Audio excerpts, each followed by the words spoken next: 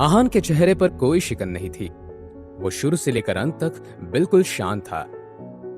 यह देखकर करण के मन में डाउट हुआ। एक बैंक एम्प्लॉय की सैलरी इतनी तो नहीं हो सकती थी कि वो हजारों का खाना अफोर्ड कर सके। उधर जिया भी इसी सोच में थी कि अगर आहान पैसे नहीं दे पाया तो खाना खाते वक्त करण का सारा ध्यान शनाया पर था। और इस बात से जिया को बहुत जलन हो रही थी। वो करण से फ्लर्ट करने का कोई मौका छोड़ना नहीं चाहती थी। करण, सिर्फ खाना खाना कितना बोरिंग है, कुछ ड्रिंक्स भी ऑर्डर करते हैं। हाँ हाँ, let us drink. Waiter, bottles of white wine please. कुछ ही देर में वहां पर व्हाइट वाइन की बॉटल्स आ गई, जो कि बहुत एज थी और नेशनल वाइन सेलर से आई थी। आहान, तुम्हारा अल्कोहल टॉलरेंस कितना है? बुरा नहीं है।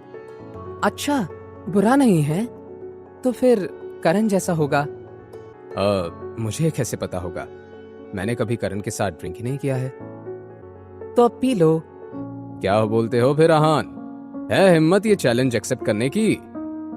ओके वेटर, बियर की बॉटल्स लेकर आओ। बियर पीने का क्या फायदा, यहाँ पर व्हाइट वाइन है, वो पीते हैं। ये सुनकर करण के चेहरे का रंग फीका पड़ गया। व्हाइट वाइन, वो भी डायरेक्ट? उसने मन ही मन में सोचा, ये पागल तो नहीं हो गया है? अगर व्हाइट वाइन डायरेक्टली लेंगे तो बॉडी में जलन होने लगेगी। क्या हुआ, डर गए? तुम्हारे कहने का मतलब क्या है?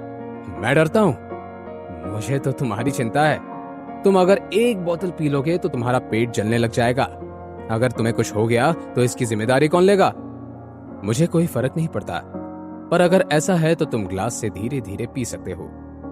तुम मुझे नीचा दिखाने की कोशिश कर रहे हो? हाँ, मैं तुम्हें नीचा दिखा रहा हूं। ठीक है, फिर शुरू करते हैं। पर मैं पहले ही बता देता हूं, तुम्हें कुछ हो गया तो उसकी जिम्मेदारी तुम्हारी होगी। तुम चिंता मत करो, अगर मुझे कुछ हुआ तो उसकी जिम्मेदारी मेरी ही होगी। ठीक है, लेट्स स्टार्ट। एक मिनट, क्यों? अब तुम्हें डर लग रहा है? तुम सीधे सीधे हार क्यों नहीं मान लेते? नहीं, मुझे डर नहीं लग रहा है, बस मेरे पास एक सजेशन है। क्यों ना हम एम्बुलेंस को बुला लें? अभी से अपने लिए एम्बुलेंस बुलाने की बात कर रहे हो?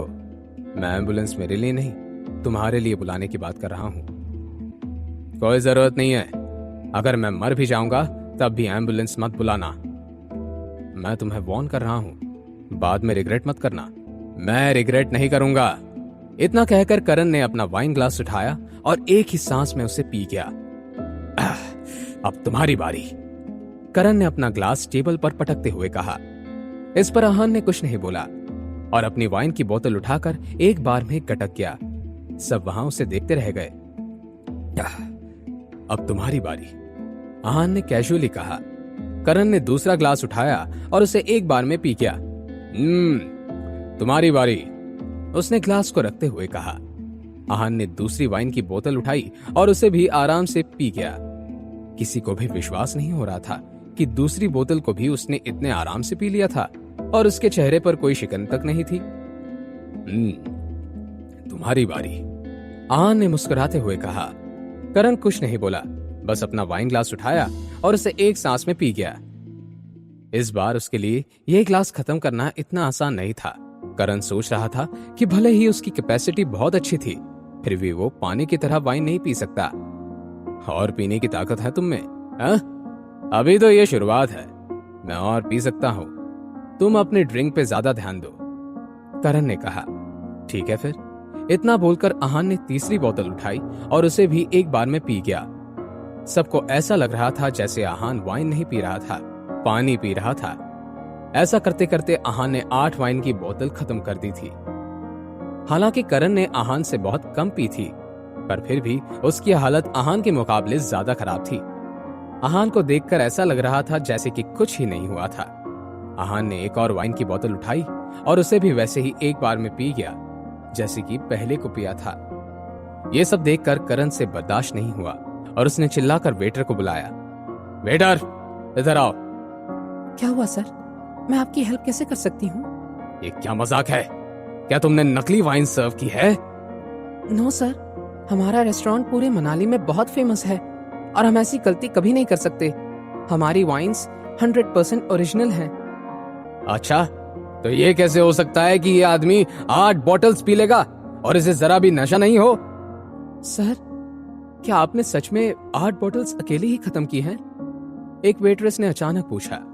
तुम्हें क्या लग रहा है मैं झूठ बोल रहा हूँ? एक तो नकली वाइन सर्व करते हो और ऊपर से बोल रहे हो कि मैं झूठ बोल रहा हूँ। सर प्लीज काम डाउन, मैं अभी हमारे मैनेजर को बुलाती हूँ। उधर राहान को देखकर शनाए भी हैरान थी।